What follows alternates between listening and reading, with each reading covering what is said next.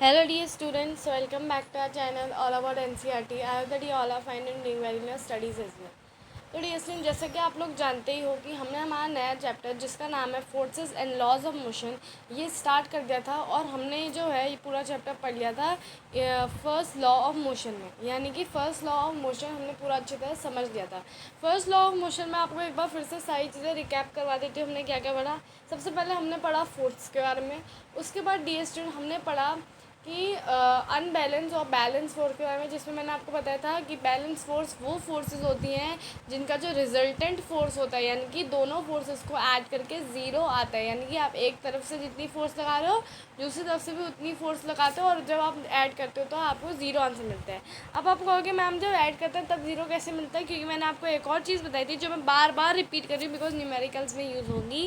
वो चीज़ ये थी डियर स्टूडेंट्स कि अगर आपकी फोर्स इस डायरेक्शन में अप्लाई हो रही है तो इसको हम लोग नेगेटिव मानते हैं, इस डायरेक्शन में अप्लाई हो रही है तो इसको हम लोग पॉजिटिव मानते हैं।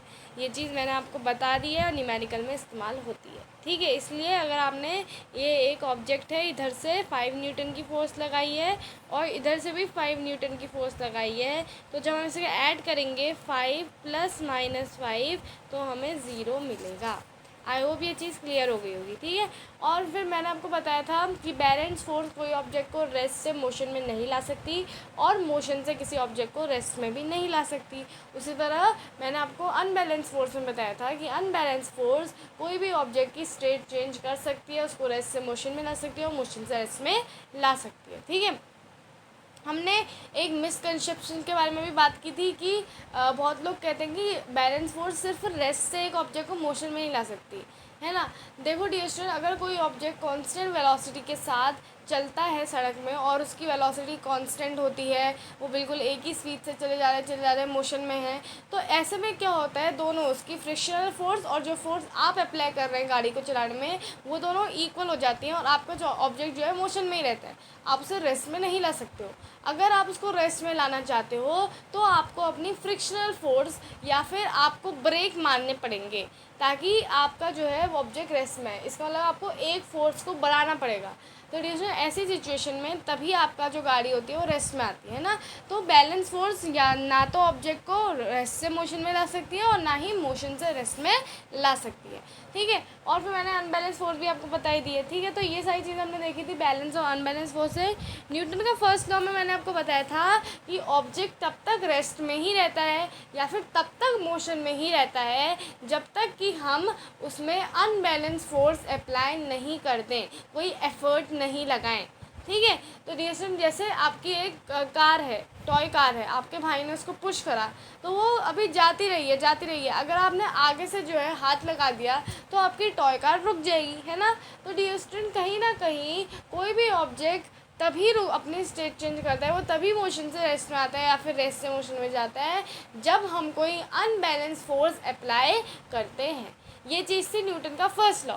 फिर मैंने आपको इनर्शिया के बारे में बताया था। इनर्शिया क्या होती है डियर? इनर्शिया होती है tendency of an object to resist the change in a state. यानी कि कोई भी ऑब्जेक्ट होता है वो अपनी स्टेट में चेंज में अपनी स्टेट के चेंज को रेजिस्ट करता है, यानी कि वो नहीं चाहता कि उसकी स्टेट चेंज हो, वो रेस्ट से मोशन में आए या फिर मोशन से रेस्ट में आए, वो ये नहीं चाहता।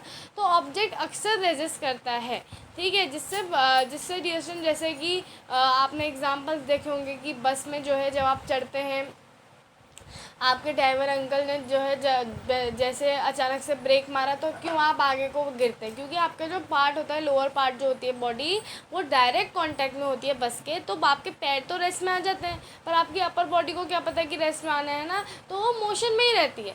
और इसी मोशन के चलते क्या होता है डियर स्टूडेंट, अपर बॉडी आगे को झुकती है, आगे को आपको जर्क लगता है, ठीक है। फिर हमने देखा था कि इनर्शिया से जो है बहुत सारे एक्सीडेंट भी हो सकते हैं, इसलिए हमें जो है बहुत केयरफुली जो है सब चीज़ करनी चाहिए। जैसे सीट बेल्ट लगानी चाहिए, वरना जो है हमारा आगे को हम लोग जाएंगे, हमारा शीशा तोड़ के तो हमारा गले में स्क्रैचेस आ सकते हैं, है ना।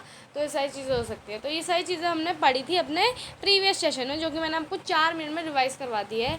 हमने गैलीलियो गैलीली जो साइंटिस्ट हैं इनके बारे में पढ़ा था कि इनका जन्म 15 फरवरी 1564 में हुआ था। और जो है इनको बचपन से ही जो है मैथमेटिक्स में बहुत इंटरेस्ट था, लेकिन इनके पापा चाहते थे कि बायोलॉजी में कुछ करें। इन्होंने करा तो सही मेडिकल, लेकिन ये उतना अच्छी तरह उसे करा नहीं। और फिर इन्होंने बहुत सारी बुक्स लिखी, बहुत सारी ऐसी एसेज वगैरह लिखे जिनमें इन्होंने बहुत सारे साइंटिफिक चीज़ों के बारे में बताया, उनकी डिस्कवरीज़ के बारे में बताया। तो ये सारी चीज़ें थी गैलीलियो गैलीली के बारे में, ठीक है।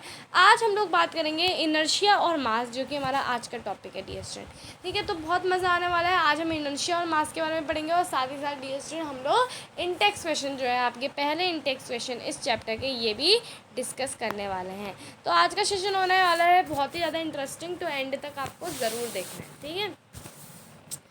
All the examples and activities given so far illustrate that there is a resistance offered by an object to change its state of motion. If it is at rest, it tends to remain at rest. If it is moving, it tends to keep moving. This property of an object is called inertia. Inertia इनकी definition आप बिल्कुल याद मत करो, मैं आपको normal definition बताती हूँ कि a tendency of an object to resist the change in its state और मोशन, ठीक है। Resist the change in state इधर एट रेस्ट और इधर एट मोशन, ठीक है डियर स्टूडेंट। तो मतलब इसका मतलब ये हुआ कि कोई भी ऑब्जेक्ट जो है वो ट्राई करता है कि वो अपनी स्टेट में चेंज ना लाने दे, है ना। जैसे अगर कोई ऑब्जेक्ट रेस्ट में है तो वो चाहेगा कि वो रेस्ट में ही रहे, वो रेस्ट से मोशन में ना आए। और अगर कोई ऑब्जेक्ट मोशन में है तो वो चाहेगा कि वो मोशन में ही रहे, वो रेस्ट में ना आए। तो यही टेंडेंसी ऑब्जेक्ट की रेजिस्टेंस की कि भाई हमें जो है चेंज नहीं लाना है अपनी स्टेट में, इसी को हम लोग जो है कहीं ना कहीं इनर्शिया कहते हैं, ठीक है। अब देखो नेक्स्ट है, do all bodies have same inertia? क्या सारी बॉडीज़ के पास डियर स्टूडेंट सेम इनर्शिया होता है? ऑब्वियसली बात है डियर स्टूडेंट। इनर्शिया क्या है? इनर्शिया एक ऐसी चीज़ है जो एक ऐसा टेंडेंसी है ऑब्जेक्ट की चेंज को रेजिस्ट करने की, ठीक है। अगर सपोज मान लो आपकी बुक है तो आपको बुक में एक certain amount of force apply करनी पड़ेगी उसको रेस्ट से मोशन न मिलाने के लिए, है ना। तो डियर स्टूडेंट वही चीज़ मैं आपको बता रही हूँ। सपोज मान लो आपके पास एक पतली सी बुक है जो कि आपकी पतली सी टेस्ट कॉपी है, मान लो टेस्ट या रिविजन कॉपी, ठीक है। आपके पास वो है, बगल में है आपका रजिस्टर जो कि बहुत मोटा सा है। तो आप एक बात बताइए किसमें ज़्यादा इनर्शिया है, किसका ज़्यादा इनर्शिया है? ऑब्वियसली बात है डियर स्टूडेंट आपकी मोटी वाली बुक का। क्यों? क्योंकि मोटी वाली बुक को आपको ज़्यादा ताकत लगा के फोर्स लगानी पड़ेगी जिससे कि वो बुक जो है मूव हो सके। लेकिन वहीं पे आपकी पतली रिविजन कॉपी, उसको आप लोग थोड़ी सी फोर्स लगाओगे वो मूव करेगी, अपनी स्टेट चेंज कर देगी। तो डियर स्टूडेंट कहीं ना कहीं हम ये कह सकते हैं कि इनर्शिया जो है कहीं ना कहीं डियर स्टूडेंट इन्वर्सली प्रोपोर्शनल है मास के। अगर आपका इन्वर्सली नहीं डियर स्टूडेंट, डायरेक्टली प्रोपोर्शनल है मास से, क्योंकि अगर आपका मास ज़्यादा है तो इनर्शिया भी ज़्यादा है, अगर आपका मास कम है तो इनर्शिया भी कम है, ठीक है। आई होप ये क्लियर हो गया होगा। तो inertia and mass are directly proportional, ठीक है। डायरेक्टली प्रोपोर्शनल ये दो चीज़ हैं। Direct proportion and inverse proportion I hope आप लोगों को पता होगा। तो dear student all the examples, तो ये सारी चीज़ें हमने देख ली। अब मैं यही सारी चीज़ें अभी बुक में भी लिखी है, लेकिन हम पढ़ लेते हैं, ठीक है। We know that it is easier to push an empty box than a box full of books. Similarly, if we kick a football, it flies away. But if we kick a stone of the same size with equal force, it hardly moves away. We may, in fact, get an injury in our foot while doing so. Similarly, in activity 8.2, instead of a 5 rupees coin, if we use 1 rupee coin, we will find that a lesser force is required to perform the activity. The force that is just enough to cause a small cart to pick up a large velocity will produce negligible change in the motion of the train. And this is because in comparison to cart, the train has a much lesser tendency to change its state of motion. Accordingly, we can say that a train has more inertia than a cart. Clearly heavier or more massive objects offer larger inertia. Quantitatively, inertia of an object is measured by its mass. We may thus relate inertia and mass as follows. Inertia is a natural tendency of an object to resist a change in its state of motion or of rest. The mass of an object is the measure of inertia. तो क्यों है मास quantitative measure of inertia? इसलिए है dear students, क्योंकि जितना ज़्यादा मास होगा उतना ही ज़्यादा आपका इनर्शिया भी होगा, जितना कम मास उतना ही कम इनर्शिया. अब देखो आपकी बुक ने बहुत सारे एग्जांपल दिए, मैं सारे एग्जांपल आपको समझा देती हूँ. ज़्यादा इजी क्या होता है? एम्प्टी बॉक्स को मोशन में लाना या फिर फुल बॉक्स को मोशन में लाना. ऑब्वियसली बात है, जो बॉक्स एम्प्टी है ना, आप उसको थोड़ा सा धक्का मारोगे वो पूरा जो है आपका आगे को चल जाएगा. लेकिन वहीं पे जो बॉक्स पूरे काबू से भरा है उसको खिसकाने में आपको ज़्यादा अमाउंट ऑफ फोर्स लगानी पड़ेगी, यानी कि उस बॉक्स के पास ज़्यादा इनर्शिया है. इसी प्रकार आपके पास एक फुटबॉल है, एक स्टोन है. ऑब्वियसली बात है, फुटबॉल में ज़रा सी फोर्स लगाओगे वो जो है फुटबॉल ऊपर को उड़ जाती है. लेकिन वहीं पे स्टोन उसी के साइज़ का अगर आप लो और अपना पैर से मारो तो वो स्टोन उतनी दूर जाता ही नहीं है. और दूसरी चीज़ क्या हो सकती है, आपके पैर में भी चोट लग सकती है. तो इसका मतलब स्टोन के पास ज़्यादा इनर्शिया है ना. तो इससे हम लोग देख सकते हैं कि जिसके पास ज़्यादा मास है उसके पास ज़्यादा इनर्शिया है. इस तरह 5 रुपये और 1 रुपये कॉइन, वो जो एक्टिविटी हमने करी थी ना कारपेट वाली, उसमें अगर आप लोग 5 रुपये कॉइन रखोगे तो आपको ज़्यादा अमाउंट ऑफ फोर्स लगानी पड़ेगी उसको खींचने में, है ना. वही चीज़ है डियर स्टूडेंट. उसी तरह डियर स्टूडेंट ट्रेन और कार को देख लीजिए, किसके पास ज़्यादा इनर्शिया. ऑब्वियसली बात है ट्रेन के पास ज़्यादा इनर्शिया, ट्रेन के पास ज़्यादा मास है ना. तो हम लोग मास और इनर्शिया को रिलेट कर सकते हैं. हम लोग कह सकते थे inertia is directly proportional to mass, है ना, क्योंकि जितना ज़्यादा मास होगा उतना ज़्यादा इनर्शिया होगा, है ना. Okay dear student, I hope that ये आपको जो है समझ में आ रहा हो जो चीज़ मैं कह रही हूँ. ठीक है, इनर्शिया क्या है? इनर्शिया है natural tendency of an object to resist change in its state इधर एट रेस्ट और एट मोशन. ठीक है, तो ये चीज़ आई थिंक आपको समझ में आ गई होगी. और मास क्यों है क्वांटिटेटिव मेजर ऑफ इनर्शिया? मास क्यों है मेजर ऑफ इनर्शिया? क्योंकि डियर स्टूडेंट्स, मास जितना ज़्यादा होगा इनर्शिया भी उतना ही ज़्यादा होगा. तो the mass of an object is the measure of its inertia. ठीक है, अब देखो इसमें कुछ क्वेश्चंस हमारे पास यहाँ पे मौजूद हैं. ठीक है, जो कि आपके इन टेक्स्ट क्वेश्चन हम लोग करेंगे. ठीक है, तो यहाँ पे बहुत सारे क्वेश्चन मौजूद हैं. Let's do them. तो यहाँ पे सबसे पहला क्वेश्चन है, which of the following has more inertia? Let's see. A rubber ball and a stone. Obviously बात है डियर स्टोन के पास ज़्यादा इनर्शिया होगा, बिकॉज स्टोन के पास ज़्यादा मास है. ठीक है, रबर बॉल को देख लो आप लोग, आपके पास सबके पास घर में होती होगी रबर बॉल एक, और एक स्टोन को उठा के देखो किसके पास ज़्यादा इनर्शिया होगा. ऑब्वियसली बात है डियर स्टोन के पास, है ना. तो यहाँ पे तो पहला तो ऑप्शन हम लोग, मैं कलर चेंज कर लेती हूँ डियर ताकि आपको कन्फ्यूजन ना हो. रेड और ये सारे कलर्स में.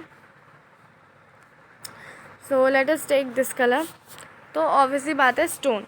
अब देखो डियर ऑफ सेम साइज. ठीक है, नेक्स्ट है हमारे पास a bicycle and a train. तो किसके पास ज़्यादा इनर्शिया होगा? ऑब्वियसली बात है द ट्रेन, बिकॉज ट्रेन के पास ज़्यादा मास है. ठीक है, तो इसमें हम लोग कर देते हैं ट्रेन में. अब 5 रुपये कॉइन और अब 1 रुपये कॉइन. आपने देखा होगा डियर 5 रुपये कॉइन जो है थोड़ा सा मोटा होता है, अगर आपने देखा होगा ध्यान से, और 1 रुपये कॉइन बहुत पतला सा होता है. तो 5 रुपये कॉइन के पास ज़्यादा इनर्शिया होगा बिकॉज उसके पास मास ज़्यादा है. ठीक है, नेक्स्ट है आपके पास सेकंड क्वेश्चन जो कि है, in the following example try to identify the number of time the velocity of the ball changes. ठीक है, तो हमें सिर्फ बताना है कि कितनी बार वेलोसिटी ऑब्जेक्ट की चेंज हो रही है. लेट्स सी कितनी बार चेंज हो रही है. अ फुटबॉल प्लेयर किक्स अ फुटबॉल. ठीक है, सबसे पहले तो यहाँ पे वेलोसिटी चेंज हो रही है. वेलोसिटी उसकी इनिशियल स्टेज में क्या थी? 0 थी, है ना. तो पहले तो वेलोसिटी क्या थी? 0 थी. जब फुटबॉल प्लेयर ने किक मारा तो वेलोसिटी चेंज हुई, है ना. तो देखो 2 चेंज तो मैंने यहीं पे निकाल दिया आपके. अब देखो नेक्स्ट यहाँ पे आता है the two another player of his team who kicks the football towards the goal.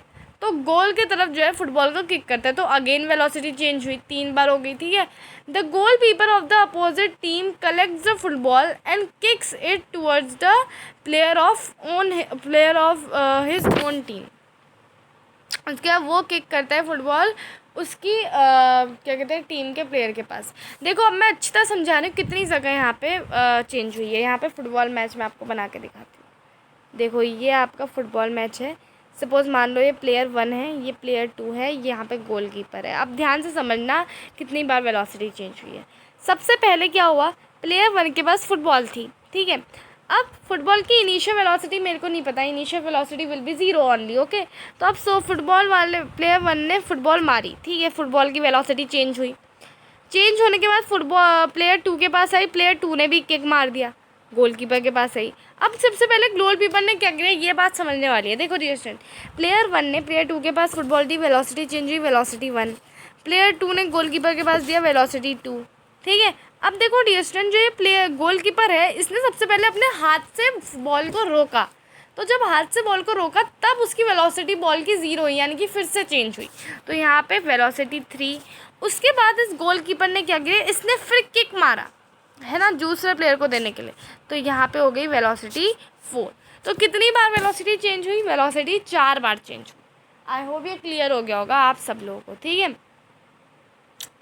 अब इन्होंने लिख रखा है also identify the agents applying the force in each case, यानी कि कौन कौन एजेंट क्या होता है डियर स्टूडेंट, वो इंसान जो कि फोर्स जो है अप्लाई करता है, ठीक है। सबसे पहले डियर स्टूडेंट प्लेयर 1 ने अप्लाई करी फोर्स, ठीक है। तो सबसे पहले एजेंट हुआ प्लेयर 1, उसके बाद फोर्स अप्लाई करी प्लेयर 2 ने, ठीक है। तो प्लेयर 2 फिर एजेंट आया। उसके बाद फोर्स अप्लाई करी गोलकीपर ने, 2 बार फोर्स अप्लाई करी, ध्यान से सुनना। सबसे पहले अपने हाथ से रोका, फोर्स रोकने में फोर्स अप्लाई हुई, उसके बाद किक मारने में फोर्स अप्लाई हुई।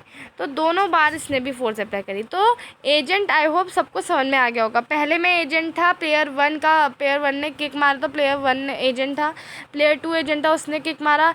तीसरा एजेंट था गोलकीपर का हाथ, और चौथा एजेंट था दिया गोलकीपर ने जो किक मारा, ठीक है। आई होप ये समझ में आ गया होगा आप लोगों को एजेंट। अब आते हैं नेक्स्ट क्वेश्चन में। Explain why some of the leave may detach from a tree if we vigorously shake its branch. Dear student, बहुत सिंपल आंसर है। आपको पता है, मैंने जब मैं आपको इनर्शिया समझा रही थी, जो फर्स्ट लॉ ऑफ मोशन है, उसमें हमने ये चीज़ डिस्कस कर ली है, बट मैं फिर से एक बार आपको समझा देती हूँ। एक पेड़ है डियर स्टूडेंट, जब आप उसको हिलाते हो, जब पेड़ को आप ज़ोर ज़ोर से उसकी ब्रांचेस को हिलाते हो, तो उसमें कोई पत्तियाँ होती हैं जो कि बिल्कुल नई नई होती हैं, हरी हरी होती हैं बहुत सारी, कुछ सूखी सूखी पत्तियाँ होती हैं।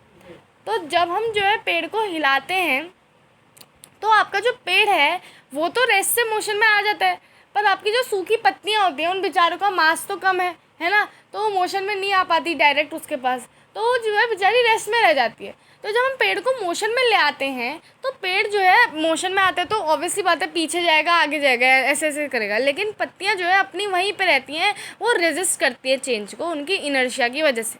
तो इसकी वजह से क्या होता है, वो जो है पेड़ से नीचे गिर जाती है, ठीक है। तो सिंपल सा इसका आंसर है आपका dear student, when we shake the branch of a tree vigorously, तो because the some of the leaves fall because of the following reason. फिर आप लिख दो कि क्या कहते हैं, लीव जो है कहीं ना कहीं टेंड करती हैं, कहीं ना कहीं रेजिस्ट करती हैं चेंज को, वो नहीं चाहती कि वो रेस्ट में है, वो रेस्ट से मोशन में आ जाए, है ना, तो वो रेजिस्ट करती हैं इस चेंज को। तो आप आंसर लिखोगे, if we shake branch of a tree vigorously, so branch of the tree comes in motion but the leaves tend to remain at rest because of their inertia and hence get detached from the tree। तो इतना छोटा सा इसका answer है। अब next आता है, why do we fall forward direction when a moving bus brakes to stop and fall backward when it accelerate from rest. बहुत सिंपल आंसर है। एक बस है, सपोज़ मान लो डियर स्टूडेंट, बस स्टॉप आया, आपकी बस में थोड़े बच्चे चढ़े, उसके बाद आपके बस अंकल ने अचानक से, आप खड़े हो उस बस में और बस अंकल ने क्या करा, उन्होंने बस को चलाई, तो क्या होगा डियर स्टूडेंट, आपका जो पैर है वो जो है बस के डायरेक्ट कांटेक्ट में है ना। ये देखो, सपोज़ ये आप इंसान हो, एक बस के अंदर खड़े हो, आपके जो ये पैर हैं ये आपके डायरेक्ट कांटेक्ट में है फ्लोर के। तो जब बस मूव करेगी तो आपके पैर भी आगे आगे को मूव करेंगे, आपके पैर मोशन में आ जाएंगे, बट आपकी जो अपर पार्ट है बॉडी, वो तो मोशन में नहीं आएगी। तो इसकी वजह से क्या होगा, जब आपके पैर आगे आगे को खिसक रहे हैं तो आपकी बॉडी पीछे को चली जाएगी, है ना। और अगर तब भी आपकी बॉडी, अपर बॉडी ने जो है अलाइनमेंट नहीं की, तो आप पीछे गिर जाओगे, है ना। तो उसके बाद फिर आपकी बॉडी अलाइनमेंट करती है, आप अच्छी तरह अपनी जगह में आते हो और फिर जो है आप लोग फिर से मोशन में आ जाते हो, है ना। सिंपल सी बात है, आपके पैर डायरेक्ट कांटेक्ट में होते हैं बस के, तो पैर जो है मोशन में आ जाते हैं रेस्ट से। बट आपकी अपर बॉडी को क्या पता कि मोशन में आना है, तो अपर बॉडी जो है रेजिस्ट करती है इस चेंज को, और वो रेस्ट में ही रहती है इनर्शिया की वजह से, जिसकी वजह से क्या होता है डियर स्टूडेंट, आप लोग पीछे को जो है कहीं ना कहीं आपको झटका लगता है। ठीक है, ये तो मैंने आपको आंसर बताया था कि when it accelerate from the rest. अब मैं आपको बताती हूँ कि जब वो ब्रेक मार के स्टॉप यानी कि रेस्ट में आती है। तो अब देखो डियर स्टूडेंट, जैसे सपोज़ मान लो आप इधर बैठे हो, ठीक है। अब तो क्या हुआ, आगे अचानक से ट्रैफिक आ गया, कुछ हो गया, मतलब एक एक्सीडेंट हो गया, कुछ हो गया, तो आपकी बस को अचानक ब्रेक मारना पड़ा, है ना। तो आपकी बस ने जब ब्रेक मारा तो क्या हुआ डियर स्टूडेंट, जब आपका जो सब पैर थे वो डायरेक्ट कांटेक्ट में थे बस के, तो क्या हुआ, वो फट से रेस्ट में आ गए। उन्होंने कहा ठीक है भाई, हम कहना मान देते हैं, हम रेस्ट में आ जाते हैं। लेकिन आपकी अपर बॉडी को क्या पता कि रेस्ट में आना है, तो वो जो है फिर भी मोशन में ही थी, है ना। तो मोशन में ही होने के कारण क्या होता है, अपर बॉडी रेजिस्ट करती है रेस्ट में आने को, और इसकी वजह से क्या होता है, आपको आगे को झटका लगता है, ठीक है, जर्क आपको आगे को फील होता है, ठीक है। आई होप ये चीज़ क्लियर हो गई होगी आप लोगों को। तो आपको बस क्या लिख देना है, so we fall in the forward direction when a moving bus brakes to stop because our lower part of the body which is in direct contact with the bus comes in rest when it stops, but the upper part of body is still in motion and resists the change in its state due to its inertia, and hence we fall in the forward direction। उसके बाद similarly आप लोग backward का लिख दोगे कि we fall backward when it accelerates from rest because our lower part of body which is in direct contact with the bus, it comes to motion when we start, but our upper part of body which is in rest remains at rest, resists the change in its state due to its inertia, and hence makes us fall backward। ठीक है, तो बहुत simple सा answer है इसका, अपनी line में लिख दो, इनर्शिया की वजह से हो रहा है। आई होप ये चीज़ें आपको समझ में आ गई होगी। आज का वीडियो डिस्टेंस 21 मिनट्स का हो गया, ज़्यादा लंबा नहीं है आई थिंक, ठीक है। तो हमने अच्छी तरह से समझा इनर्शिया और मास के बीच में रिलेशनशिप, हमने इंटेक्स क्वेश्चंस भी प्रैक्टिस किए। अब मैं चाहती हूँ डिस्टेंस आपसे एक चीज़ कि आप लोग जो है इन सब चीज़ों को खुद रिवाइज़ करने की कोशिश करें, जैसे कि आपको चीज़ें फटाफट आए, क्योंकि आप लोग अभी हमारे चैनल से पढ़ तो रहे हैं, लेकिन जब तक आप लोग अपने आप से कोशिश नहीं करेंगे तब तक आपको नहीं आएगा, ठीक है। तो प्लीज़ कोशिश करें, और नेक्स्ट वीडियो में हम लोग सीखेंगे सेकंड लॉ ऑफ मोशन के बारे में, आखिर क्या है सेकंड लॉ, और क्या कैसे सेकंड लॉ में न्यूटन ने बहुत सारी रिलेशनशिप निकाली हैं, क्यों रिलेशनशिप बनाई हैं, और क्यों जो आपका एक बैट्समैन होता है, क्यों जो आपका एक प्लेयर होता है क्रिकेट प्लेयर, वो क्यों अपना हाथ को स्लो डाउन करके नीचे को लाता है, आखिर ऐसा क्या है कि वो ऐसा क्यों करता है। मतलब आपने देखा होगा ना कि जो प्लेयर होता है वो इस तरह का, तो जब वो कैच करता है तो जैसे बॉल आती है ना बहुत तेज़ स्पीड से, वो जो है बिल्कुल अपना हाथ पीछे को ले जाके अच्छी तरह क्यों करता है। ये सारी चीज़ें, ये सारे फैक्ट जो है हमें जानने को मिलेंगे सेकंड लॉ ऑफ मोशन में। तो कल का वीडियो होने वाला है डियर स्टूडेंट बहुत ही ज़्यादा इंटरेस्टिंग, तो आपको देखना नहीं भूलना है, आप देखना उस वीडियो को जिसमें आपको सेकंड लॉ ऑफ मोशन के बारे में पता चलेगा, और बहुत ही इंटरेस्टिंग वे में हम इसे समझेंगे। तो dear student, thank you so much for watching. I hope that you have like the video, so please subscribe our channel for more updates. So thank you so much dear students।